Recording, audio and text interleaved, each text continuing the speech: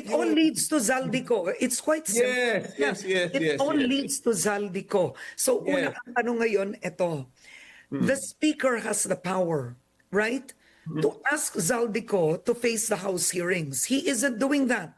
Hindi niya ginagawa. He said he's on medical leave. Oo. But how long can you be on medical leave, right? Ang dami na niyang absences. So, ang tanong ito, first, you've seen the changes in the Senate. There's a new Senate president. Are there moves to change the speaker now? Are you hearing those moves? Even last week, they always ask me, ano ba mangyayari sa atin dito? Sirang-sira na papel natin, sirang-sira na pangalan ng Kongreso. Of course, they've also been hearing that. I've heard in one meeting, nung sinabi sa kanila, ang sagot, sabihan niyo si Toby, tumahimik siya nakakasira sa House. Doon sa side nila. Pero yun naman ang kausap ko pag ako inahan doon, sinasabi na, ano ba talaga? Wala ba tayong gagawin? Sabi ko, bakit ako na naman ang tinatanong nyo? I've done my part.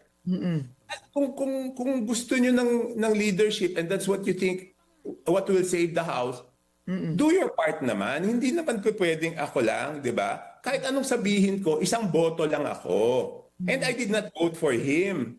So kayo mga pumoto, if you want to keep your reputation intact, you have to do something. Yeah. So yesterday, ano ba, wala bang numero? Ano ba gagawin natin? Bakit akong tinatanong ninyo? Bakit ako? Bakit hindi kayo gumawa? Nasa atin naman yun kung gusto natin eh. Di ba? Ang problema dito, I mean, anong tingin ng tao sa atin, di ba? I think, madaming congressman nakaka-realize, galit yung tao Karen eh. Oo. Tao sa congressman, di ba? Galit. Ang congressman even told me, sabi daw ng PNP, wag na silang gumamit ng 8 na plaka. Ako, wala naman akong problema because I've never used 8 plate in my whole entire term as congressman. Is my first term. So, alam nila na galit. So, ano bang gagawin natin? Okay, so ito tanong ko, no? In the Senate, there were proponents like Senator Ping Lacson, serious advocates, Legarda, Risa, who actually moved, right, to get the numbers. Sa House ba meron? Because we're hearing talks that Albi Benitez could possibly be the next speaker. But are there groups in the lower house like that in the Senate that are actually moving? Nagliligaw? May ganun ba? Okay, ganito na lang. Saturday night, magkausap kami ni Albi. Sabi niya, Toby, paano gagawin? Sabi ko, sabi niya parang, ikaw na mag-speaker. Sabi ko, Albi, dito sa sitwasyon na to, pagkatapos ko sabihin yan, ako na yung ginagawa ng black propaganda, ako yung pinapalabas na masama, ako yung pinapalabas na may anomalya. I've been in politics since 1998, so now is 2025, so it's 27 years. I've never had a graft case, even if I was a four-time plus 2 years mayor. And even during those times na I was mayor, kalaban ko presidente at hindi yung term na hindi kakampi. Alam mo gaano kainit yung politika nung tinanggal si Erap at nakaupo si Talagang pagkalaban ka, ang hirap. So despite that fact, wala silang mahanap sa akin. So I protected my integrity this time. Sabi ko, and nung binanatan ako, I'm doing this also to protect my integrity now. If I accept the speakership, I will destroy the integrity that I myself protected. So ikaw na lang. Kasi nag-uusap kami, sinasabi ko, ikaw na lang, Albi. Ikaw na lang. So, payag siya. And then, nung kumalat, ang dami na nagtatawagan. Kaya lang hanggang doon, pagpipirma na, kabado sila. So what is needed? Kasi alam mo bakit sila kabado? Go. Because kinakabahan sila. Pag hindi umabot ng majority, kunyari, ang majority is 316 kami. So anong majority nun? 109. Kung hindi umabot ng 109 at 100 lang, pag-iinitan yung 100 na pumirma, so walang gustong maunang pumirma. Yan ang problema. Oo. Now, will it only work if President Marcos Jr., the president, gives the go signal na I'm giving you my blessing, palitan na si Speaker Martin? Yun ba yun? I think that will because the perception, it's the perception, no? Even if the president doesn't say anything, it's the perception, I think, that of they're waiting for, because they are okay, this is very important. It's out of respect to the president. Diba, bilang respeto sa presidente, ayaw namin gumalaw. Kahit kami ni Aldi, ayaw namin gumalaw. Siyempre nakikipag-usap kami, pero ayaw namin gumalaw. But what I heard last night nung kausap ko si Aldi, parang ang ano namin ni Aldi, I think they're finding a way na wag si Aldi ang ilagay, at ang ilagay is someone na parang I heard Martin will give way to someone na he's comfortable with. Like who? No, I don't know. But is Sandro Marcos, for example? Sandro is my first proposal was Sandro. Oh, but that would be so, it would seem. I mean, it would be allowed, but publicly, would that even look appropriate? That he is the son of the president and he's the speaker. You know, the Congress has been criticized to be a rubber stamp institution. If you have the son there, that would make it even more obvious. No, first of all, tingnan mo, nung unang binoto si Sandro ng majority leader, sinasabi na, bakit siya? But you have to give it to him, no? He deserves it. See, he is so hardworking. People don't realize that he is smart. He knows what he's doing. So para sa akin, the first proposal, when we've been talking about it, kasi sinasabi ko kay Sandro, pag nag-uusap kami, Sandro, wag mong isipin naman na ginagawa ko to kasi lang gusto ko maging speaker. No? Sinasabi ko na sa'yo, hindi. Count me out. Ikaw na lang para matapos na tayo dito. Ikaw na lang. Siyempre sinasabi niya, ayaw niya, hindi pwede, hindi magmumukhang maganda. Hindi magmumukhang maganda. And what change would there be? At the end of the day, Sandro is also not supporting the return of Zaldico. I mean, this leadership, I don't know about leadership that. is not supporting Zaldico to attend the hearings in the House, to answer the insertions. Nagpalit ka lang ng pinuno pero pareho pa rin ang liderato. Yan ang magiging, kasi sa Senado, nagbago talaga ang liderato. Yes, that's a very good point. That's why nga nung nag-usap kami ni Saldi, ni Saldi. Sandro. Sorry. Oo. Nag-uusap kami ni Aldi kagabi. Oo. Ang sabi ko kay Aldi, if they will just change the speaker with someone they really trust, parang I don't know kung ano ba tong ginagawa natin. So parang kami ni Aldi, sige, pabayaan na natin sila. Kasi ang point ko lang, hindi pa pwedeng speaker lang papalitan. That's why I cannot be speaker, because even if I didn't go through this controversy, we need an overhaul of the leadership of the House. Yeah. Because all those leadership positions were given because they're close to speaker, correct? Sabi mo, SDS, most trusted ni Speaker, JJ Suarez. Yung mga DS positions, trusted yan ni Speaker.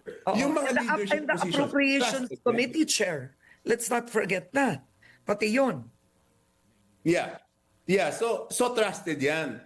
So if we will change, it has, para maniwala yung tao, it has to be a total overhaul. It cannot be just the speakership. So I'm this radical. That's why I cannot be speaker. Okay. Oh, yeah. That's quite clear. All right, you said it now. Yeah.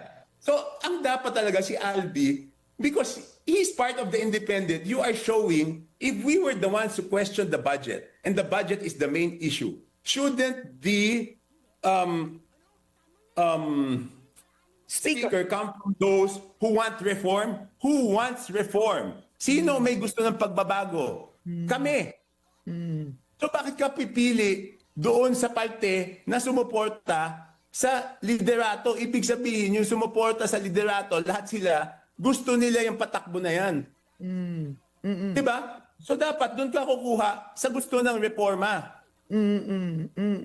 Diba hindi ba logical yan, Karen? Kaya ka Logical yan magpapatid. talaga ang tanong kung gusto ba talaga ng Malacanang ng reforma to the point of changing the leadership in the House. So I want to ask you this, wag natin kalimutan, former President Gloria Macapagal Arroyo, who was also the House Speaker, right?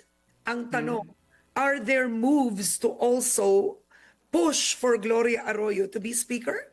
Does that exist at all? I haven't heard. Okay. I haven't heard. But again, Karen, yeah, I know it's a numbers game, but I have nothing against GMA. I have nothing against her personally. But how can there be reform when you're choosing someone who supported the present leadership?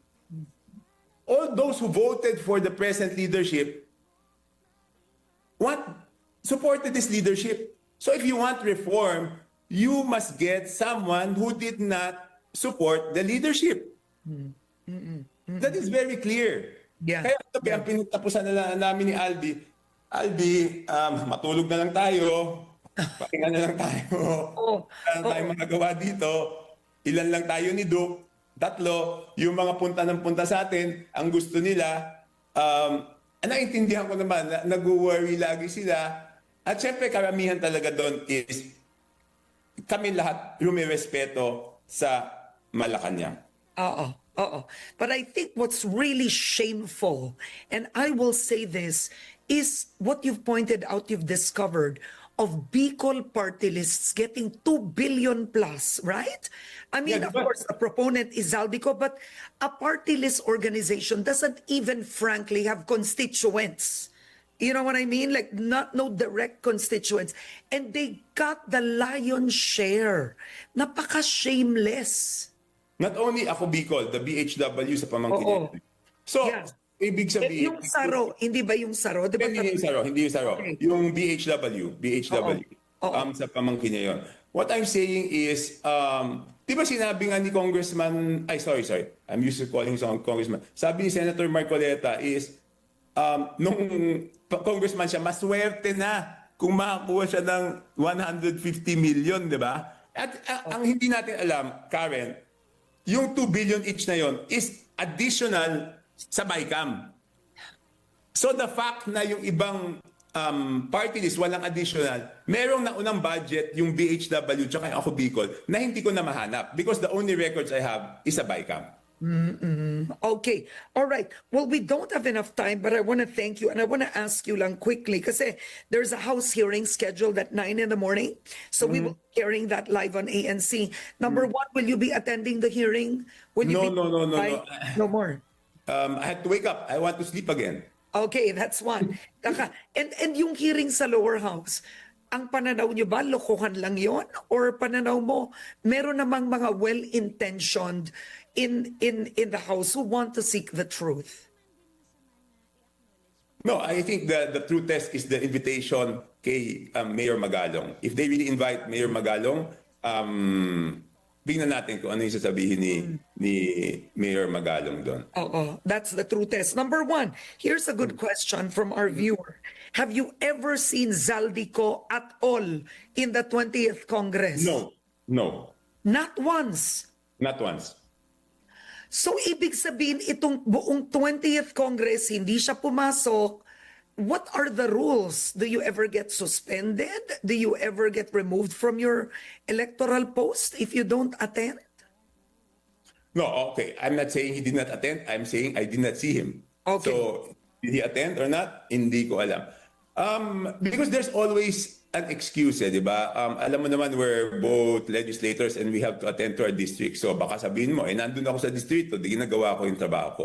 Di ba? So, yan ang pwedeng excuse, di ba? Okay. But should the president already call for Zaldico to come home? That's a difficult question. Hindi ko pwedeng pangunahan yung presidente. It's his judgment. He knows the whole situation. I know the situation in Congress. I cannot preempt him. All right.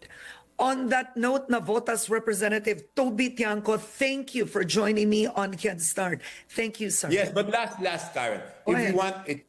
want a change, and it must to be a total overhaul. It cannot be a cosmetic change just to make it appear that we changed one person, no? So, I don't know if hindi pa pwedeng si Albi. Ako kay Albi ako. Okay, that's why I'm this vocal, no? Kay Albi ako. Sino pa nakikita niyo pang options? Hindi ko alam eh. Hindi ko alam. Hindi. Si Sandro nga para sa akin. Si But I don't- Sandro. but would the president even want that? Ayaw nga niya. Yun yung problema. There you eh. go. So, tanggalin muna na at well. Okay, ganito. Siguro in the beginning, it won't look good.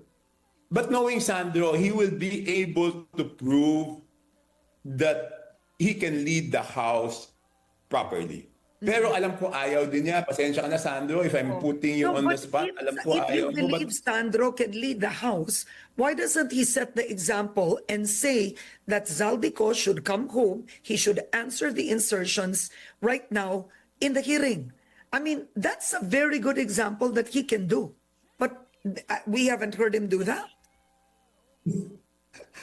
Karen, I cannot preempt the people from saying what they Okay. want to All say. right. Oo. I know him. Wala talaga ako. I'm at a loss. Hindi ko alam talaga kung sino ang pwede na talagang